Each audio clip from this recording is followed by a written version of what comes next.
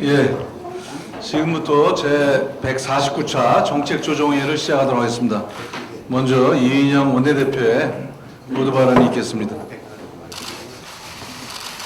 우선 어제 본격 단행된 일본 정부의 화이트리스트 배제 조치에 대해서 다시 한번 강력한 유감을 표명합니다.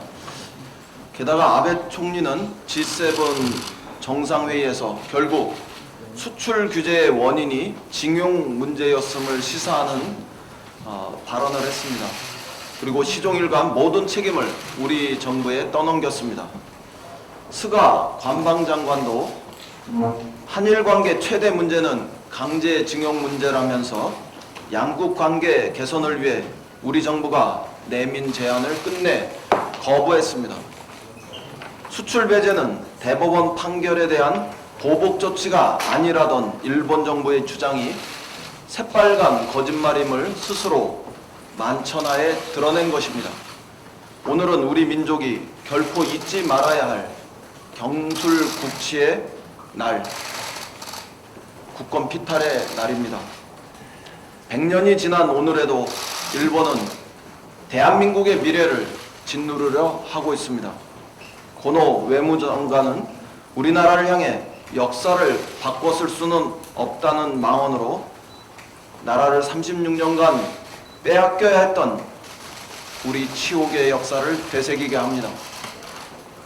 우리 국민은 더욱 분명한 역사의식으로 경제 한일전에서 그 길의 계기를 만들어내기 위해 힘을 모으겠습니다. 기술 독립과 소재, 부품, 장비 산업의 국산화, 수입의 다변화를 지원하기 위해서 우리 당은 총력을 다하겠습니다. 과거를 부정하고 불종을 강요하는 일본에게 그들이 바라는 미래는 결코 실현될 수 없다는 점을 분명히 경고합니다. 우리 당은 소재, 부품, 장비 산업 국산화를 위해서 내년부터 2022년까지 총 5조 원 규모의 자금을 투입해서 원활히 지원하고 또 올해부터 그 예산을 확보하기 위해서 전력을 다하겠습니다. 정부는 이미 일본 수출 규제로 인해 직간접적인 어려움을 겪는 중소기업을 돕기 위해 세금 신고 납부기한 연장과 세무조사 유예 지원 제도를 마련했습니다. 당정은 일본의 수도꼭지식 수출 규제로 직접적인 타격이 예상되는 1000여 개의 중소기업을 대상으로 상시 모니터링과 45조 원 이상의 재정 지원 계획을 세웠습니다. 민주당은 우리 중소기업들이 일본의 부당한 무역보복으로 피해를 입을 경우 정당한 배상을 받을 입법 근거를 보완해 나가겠습니다. 당정은 민간과 긴밀하게 공조하며 절제된 대응을 하고 든든한 대처를 할 것을 약속합니다. 자유한국당이 어제 의원 워크숍장에서 긴급 의총을 열어 조국 후보자에 대한 인사청문회 보이콧을 논의했습니다. 인사청문회 일정을 합의하고 그 잉크도 마르기 전에 참으로 어처구니 없는 일입니다. 20대 국회 들어 21번째 보이콧 시도가 될까봐 걱정입니다. 역대급 수치라는 점을 상기시켜드립니다. 또한 자신들이 고발해놓고 그 수사를 핑계로 피의자 신분이 된 후보자에 대한 청문회를 보이콧하겠다니 더더욱 어처구니가 없습니다. 한술 더 떠서 야당이 요구하는 후보자의 일가족 증인 신청은 정말 터무니없고 또 터무니없는 압박입니다. 2000년 인사청문제도 도입 이후 이 같은 요구는 전례를 찾아볼 수 없습니다. 후보자의 어머니, 부인도 모자라 딸까지 전 국민 앞에 끌어내 망신 주려는 자유한국당의 반인륜적 요구를 우리 당은 결코 수용할 수 없다는 점을 분명히 말씀드립니다. 지금까지 자유한국당은 무차별적 정치 공세와 근거 없는 의혹 제기로 후보자를 링 밖에서 만신창이로 만드는 반칙을 가해왔습니다. 후보자에게 겨우 해명하고 진실을 알릴 기회가 주어졌는데 자유한국당의 보이콧 어깃장으로 청문회가 또다시 위기에 처하도록 우리 당은 결코 방치하지 않겠습니다. 보이콧도 모자라 특검까지 운운하는 것을 보면 야당은 처음부터 청문회를 할 뜻이 없었음을 드러내고 있다고 생각합니다. 특검은 검찰 수사가 미진하고 중대한 범법 행위가 있을 때 추진하는 제도입니다. 검찰 수사가 이제 겨우 시작되고 있고 후보자 관련한 어떤 위법도 확인되지 않았습니다. 그럼에도 특검 운운하는 것은 청문회를 깨겠다는 의도로밖에 보이지 않습니다. 툭하면 특검, 국조를 만병통치약처럼 꺼내드는 자유한국당의 악습은 이제 끊어내야 합니다. 자유한국당은 정치 공세를 중단하고 정상적인 청문회가 열리도록 협조하기 바랍니다. 선거제도 개혁은 여야가 국민 앞에서 합의한 정치권 모두의 약속이었습니다. 작년 12월 15일 여야 5당 원내대표는 연동형 비례대표제 도입을 골자로 한 선거제 개혁에 합의한 바 있습니다. 국민 앞에서 굳게 손을 잡았고 정개특위 논의를 통해서 정한 방식과 내용에 따르기로 합의했습니다.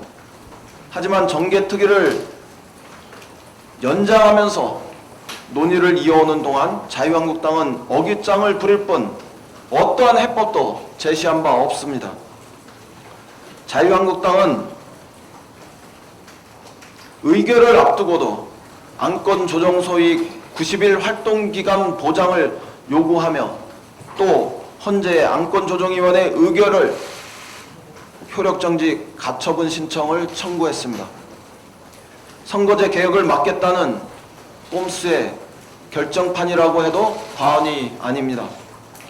더욱 황당한 것은 지소미아 결정에 이어서 선거법 개정안마저 조국 후보를 위한 국면 전환용이라며 억지를 부리고 있는 점입니다. 작년 12월부터 연장을 거듭하며 충분한 논의 시간을 보장했음에도 불구하고 갖은 트집으로 논의를 방해하며 시간을 낭비한 것은 자유한국당이었습니다. 비례대표 제도 개선안은 내놓지 않은 채 남탓만 하고 있는 자유한국당을 기다리는 것은 더 이상 아무런 의미도 없다고 저는 판단합니다. 이제 중대 결단을 미룰 수 있는 상황이 아닙니다. 저는 저에게 주어진 책임과 또 선거제도 개혁의 국민의 명령을 집행하겠습니다.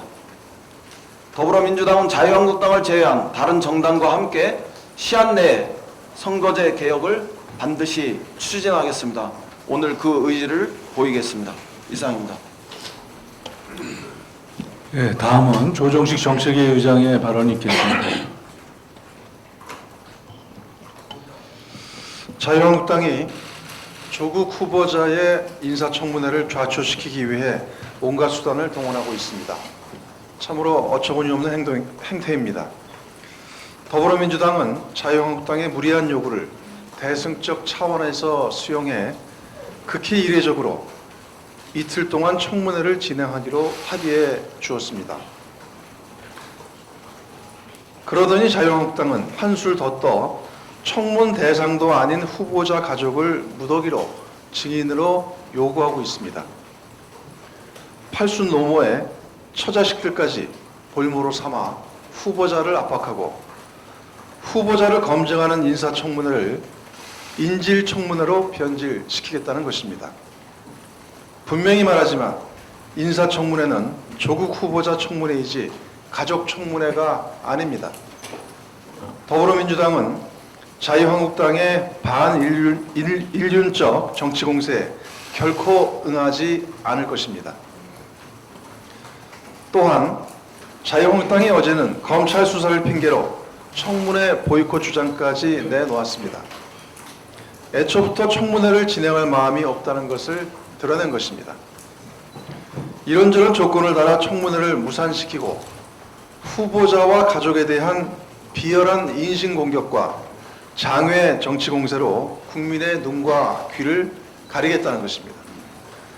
인사청문회는 국회가 국민을 대신해 후보자의 자질과 능력을 검증하고 확인되지 않은 여러 의혹에 대해 실체적 진실을 규명하는 자리입니다. 인사청문회를 거부하거나 방해하는 것은 후보자를 검증해야 하는 국회의 의무를 해태하는 것이고 후보자에게 가해진 부당한 의혹에 대한 소명 기회를 박탈하는 인권 침해입니다. 조국 후보자는 청문회에서 모든 것에 대해 충실히 소명하겠다는 것을 누차 밝혔으며 검찰 수사에 대해서도 성실히 임하겠다는 입장을 밝혔습니다. 자유한국당의 전례 없는 가족 청문회 억지 주장과 검찰 수사 핑계는 이제 그만되고 여야가 합의한 대로 인사청문회를 진행하여야 합니다. 검찰이 엊그제 조국 후보자에 대한 무차별적 압수수색을 단행했습니다. 여야가 합의한 국회의 청문회 절차가 진행되는 상황에서 이번 압수수색은 시기적으로 매우 부적절할 뿐만 아니라 그 방식 또한 대단히 문제가 크다 할 것입니다. 특히 압수수색 과정에서 압수물의 제목과 내용이 언론에 고스란히 유출되고 후보자의 가족에 대한 출국 금지 여부까지 무분별하게 보도되고 있습니다. 검찰 내부에서 수사 정보를 대놓고 흘리고 있는 셈입니다. 구시대적 적폐가 또다시 반복되고 있는 것은 아닌지 매우 유감스럽습니다. 검찰은 공명전대한 수사를 통해 실체적 진실을 규명해야 합니다. 그러나 피의사실 공표와 같은 불법적 행위는 결코 용납될 수 없습니다. 아울러 인사청문회 진행에 영향을 미치는 행위가 있어서는 안 됩니다. 법과 원칙에 입각한 검찰의 책임 있는 행동을 당부합니다. 일본 정부가 한국을 수출 우대 대상에서 제외하는 수출무역관리령을 어제 시행했습니다. 우리 정부의 지속적인 대화 요구를 거부하고 자유롭고 공정한 무역 질서를 훼손하는 어리석은 결정을 끝내 강행한 것입니다. 아베 총리와 일본 정부에게 강력한 유감을 표하며 철회를 요구합니다. 더불어민주당은 일본의 부당한 조치에 맞서 우리 경제의 피해를 최소화하고 기술 역량을 획기적으로 끌어올리는데 모든 수단을 총동원할 것입니다. 이와 관련해 당정은 어제 당정청 상황점검 및 대책위원회 그리고 확대 관계장관 회의를 잇따라 열어 소재 부품 장비 연구개발 투자 전략 및 혁신 대책을 확정해 발표했습니다. 주요 내용은 첫째, 100+알파의 핵심 품목을 선정해 관계부처 합동으로 종합지원대책을 마련하기로 했습니다. 둘째, 핵심 품목에 대한 R&D 예산을 대폭 확대해 2020년부터 22년까지 3년 동안 정부 예산을 5조 원 이상 집중 투자하고 국가적 차원의 R&D 인프라 역량을 강화할 것입니다. 셋째, 법적 제도적 차원의 포괄적 지원을 위해 국가연구개발 혁신특별법을 조속히 처리하고 관계부처 및 산학연 전문가 중심의 소재 부품 장비 특별위원회 및 실무추진단도 설치하기로 했습니다. 예산 금융 제도적 지원과 함께 현장의 목소리도 꾸준히 경청할 것입니다. 어제 우리 당 지도부는 인천에 위치한 공작기계 업체를 찾아 장비 산업의 현황 등을 종합적으로 점검했습니다. 장비 산업의 경우 그동안 소재 부품 산업에 비해 다소 지원이 미흡했던 부분이 있었습니다.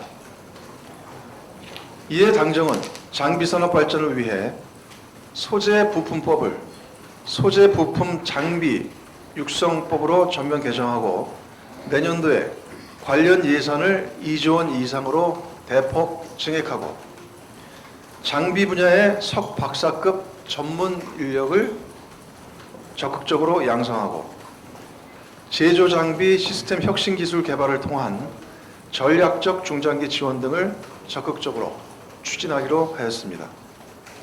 당정은 소재부품 장비 산업이 우리 산업의 새로운 도약의 발판이 될 수 있도록 긴 시각과 안목을 가지고 지속적으로 모든 노력을 아끼지 않을 것입니다. 이상입니다. 예, 앞에 이인영 원내대표께서 잠깐 언급을 했습니다마는 일본 외무상의 발언에 대해서 한 말씀 드리겠습니다. 지난 27일 고노도로 일본 외무상이 기자회견에서 기자로부터 한국 정부가 일본은 역사 문제에 이해가 부족하다고 지적하고 있는 것에 대해 어떻게 생각하느냐라는 질문을 받고 한국이 역사를 바꿔 쓰고 싶다고 생각한다면 그런 것은 불가능하다는 것을 알 필요가 있다라고 말했다고 합니다. 여기에 한일 간 가장 중요한 문제는 65년의 협정에 관한 것이다 라고 덧붙였다고 합니다.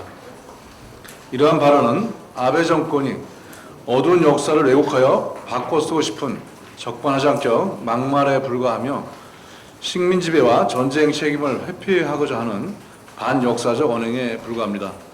특히 고노다로 외무상의 말은 우리나라 등 주변국이나 일본 내 양심적 지식인들이 아베 정권을 비판할 때 쓰는 역사를 바꿔 쓸 수 없다는 말을 오히려 거꾸로 악용한 것입니다.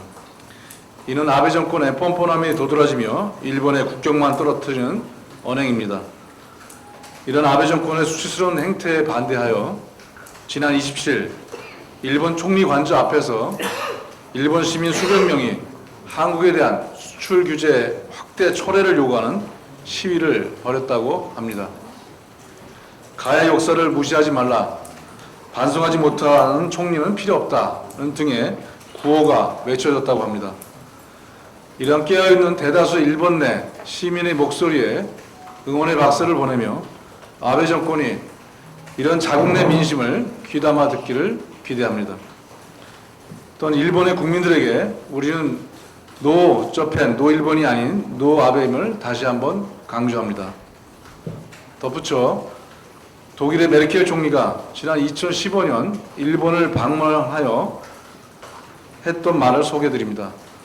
홀로코스트 같은 비참한 경험에도 세계가 독일을 받아들인 것은 독일의 역사를 직시했기 때문이다 라는 말입니다.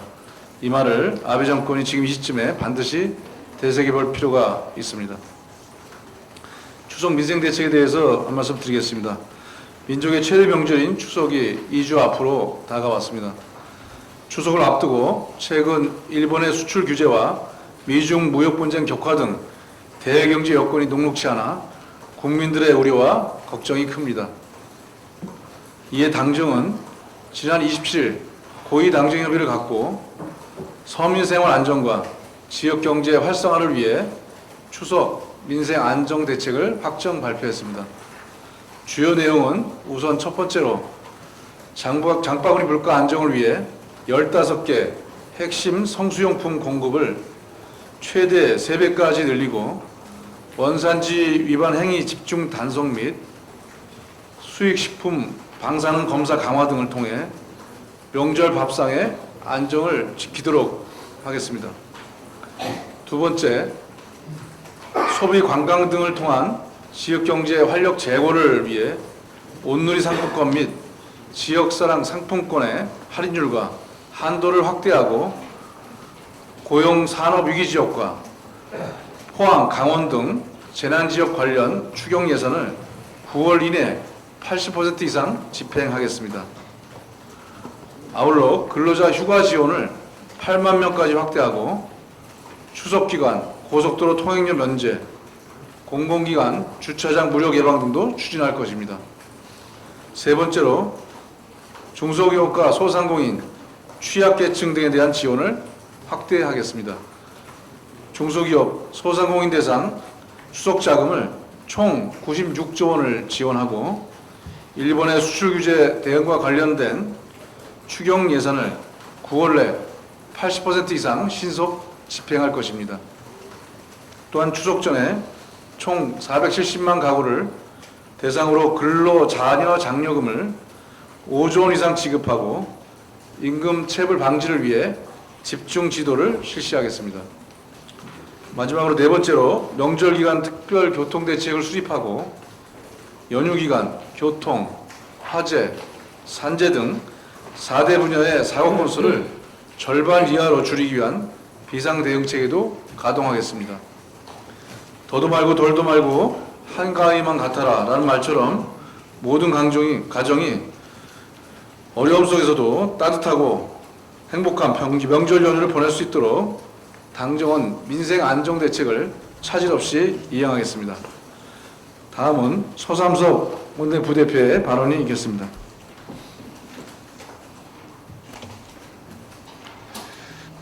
소금 얘기입니다. 나라 한 바퀴 온통 청문회 전국으로 나뉘고 정치 지형의 틀을 바꾸는 일은 열중하고 있습니다.